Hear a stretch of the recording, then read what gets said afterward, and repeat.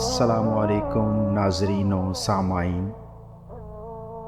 ابوالکلام کہتے ہیں ایک رات کھانے کے وقت میری والدہ نے سالن اور جلی ہوئی روٹی میرے والد کے آگے رکھ دی۔ میں والد کے رد عمل کا انتظار کرتا رہا کہ شاید وہ غصے کا اظہار کریں گے، لیکن انہوں نے انتہائی سکون سے کھانا کھایا اور ساتھ ہی مجھ سے پوچھا کہ آج اسکول میں میرا دن کیسا گزرا۔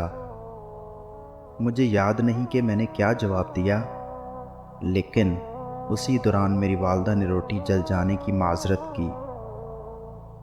میرے والد نے کہا کوئی بات نہیں، بلکہ مجھے تو یہ روٹی کھا کر بہت مزہ آیا۔ اس رات جب میں اپنے والد کو شب بخیر کہنے ان کے کمرے میں گیا تو ان سے اس واقعے کے بارے میں پوچھ ہی لیا، کیا واقعی آپ کو جلی ہوئی روٹی کھا کر مزہ آیا؟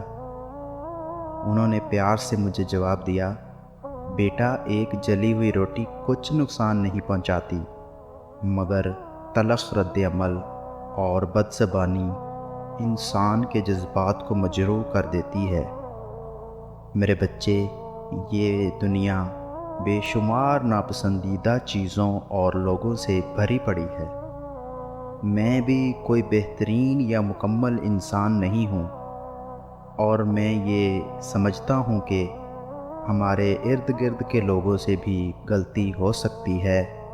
ایک دوسرے کی غلطیوں کو درگزر کرنا، رشتوں کو بخوبی نبھانا، اعلیٰ ظرفی کا مظاہرہ کرنا ہی تعلقات میں بہتری کا سبب بنتا ہے۔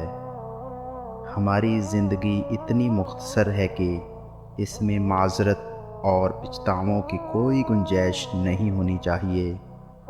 زندگی کو خوشحال بنائیں، بے شک اللہ شکر کرنے والوں کو پسند کرتا ہے۔